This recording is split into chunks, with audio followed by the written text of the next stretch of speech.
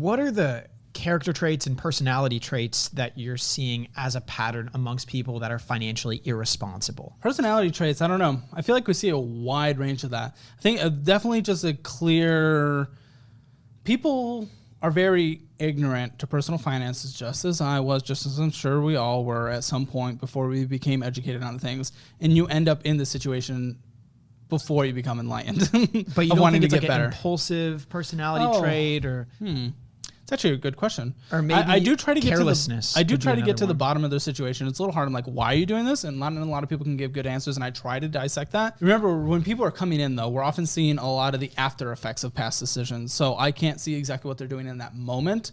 What we can definitely see for people who are overspending instead of paying off debt, those kind of people, you can see that it's either lack of care, or addictive personalities, kind of like even my own with certain things and stuff like that, where they just like, they feel like they can't stop eating out and excuses are being made. So I think some of that when it comes to people who are continuing their bad behavior when they're on the show. So what's the path to getting on track? What do you recommend usually for people? So step by step. We lay out their debt. We figure out what the minimum monthly payments are.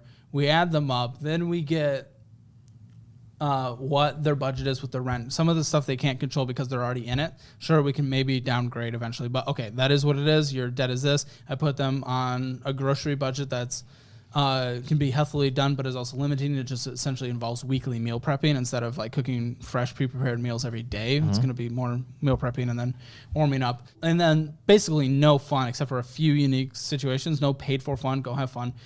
Sometimes increasing income by getting a second job. So once we create what a potential income could be plus a potential budget, we then lay out the best way to get out of the debt. Sometimes that's the snowball method by doing the smallest debt to the largest debt. Sometimes it's the avalanche method by having the largest interest rate to the smallest interest rate. It really depends on their situation and their mentality around it. If you can tell they're going to have a hard time making through it, snowball makes sense from the emotional standpoint because they start seeing they're making progress. You pay off that small debt relatively easily, but all of a sudden you have a win. So you start paying off more. Avalanche, I like for people you can tell are a little more fired up, disciplined, because mathematically, avalanche method, you pay less over time.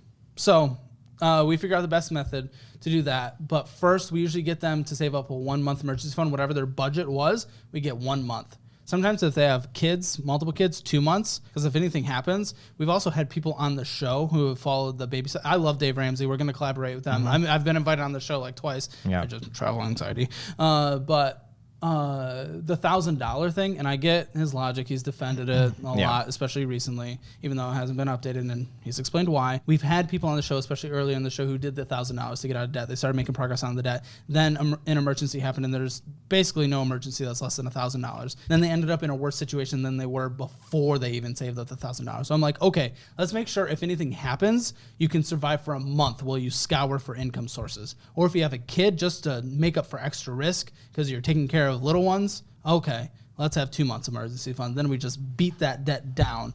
And then from there, it depends on their age. So 50, 30, 20 is a good standard just for people to start a budget on. 50% on needs, 30% on wants, 20% on investing. But if someone's just getting out of debt, getting a fully funded emergency fund, you got to get a fully funded emergency fund, obviously, first. Once you get out of debt, if someone's starting at 50 and they have $0, they basically got to start investing 50% of their income if they're going to try to retire mid-60s, maybe even 70. So it depends on the age. But so whatever their budget allocation is going to be after that point depends where they are in retirement. Because what I really try to stress on the show, I just want people to be able to retire, whether that's they're spending their pile of money to zero by the time they die, or they're leaving something left over for someone else, passing on money. That's up to them and the avenue that they want to save in order to get there, how much they want to save in order to get that pile. What I just really try to stress is that when parents are choosing, specifically parents, are choosing fund spending over paying off debt and investing, they are putting that on their kids to be morally responsible to take care of their parent when they retire and have no money. That seems like a cultural thing, though. I do see some cultures where that's the norm. That's expected, that the kids are going to take care of their elders in retirement. Which is okay. I would personally have no issue with taking care of my parents. But I think it being in the choice of the kids would be better than it being put upon the kids. I agree. So if you have chosen to blow all your money, go into a bunch of debt, you make it to 70, something happens, you can't work, who knows what Social Security is going to be like at that point, then, okay, I have no money to survive. I don't think I'm going to let mom and dad die on the street. Yeah. So... Right. I mean, that's up to the parents and the kids, but it's important to make sure that the parents are aware that they are putting that pressure on the kids. Yes. Because a lot of them could just be living financially irresponsibly Yeah. and not really understanding that, hey, eventually down the line, this will be on your kids. Oh, again, there's lots of ignorance, and ignorance is okay. That you just don't know. You don't know what you don't know. So that's why, we try to tell them. Do you ever have people question whether or not you're qualified to give them advice? I've had interviews where people ask that or people get upset. But then I'm very clear that we don't talk about different investment vehicles. That's usually what you're licensed to talk about. Right.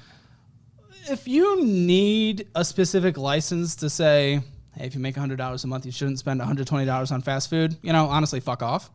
That's pretty basic stuff. And I think that's very important for people to hear about. And okay, even if people are upset that, sure, there's no CPA and I'm telling someone they shouldn't spend more money than they make, I don't care that little hate that a couple people might give, because we get thousands and thousands and thousands of people reaching out saying, yo, in the comment section, email, social media, whatever, yo, I paid off my debt because of this channel. Yeah. And that is everything. Dude, I don't even care right now. I know right now I could back out of all my stocks, my personal residence, and get everything into the cash flowing type properties that I have up in Michigan, and I could generate $10,000-ish a month. I could do that and do this show for free, because the biggest reward is the progress that people make.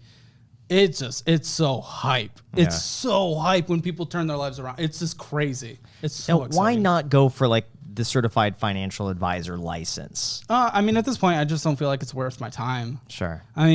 Cool. It would be cool to talk people through investing and stuff like that. And I have my own opinions on investing. I do my own investing. Yeah. But I don't feel like it's worth my time. And also, I think where the average American is, it's more beneficial to help the people that are in the dire straits than sit down with someone and be like, okay, sure, you have 43% of your investment portfolio in the S&P 500, but maybe let's do 45% instead or something like that. I think it's going to be more beneficial to help someone learn how to budget and stop fucking around. I agree. I think that's the foundation of being good with finances is budgeting. And what I tell all of my friends that come to me, because they know I am somewhat in the YouTube finance industry, or I'm somewhat related. They would say, "Hey, Jack, how do I get good with money? What do you recommend I invest in?" And I always just say you just have to be aware, conscious, and intentional of money in general. If you want to learn how to be good with money, you have to just be conscious of money. What is money? What does money do for you? What do you do for money? Where is your money going? Be aware of your relationship with money, and that is the strongest foundation that you can have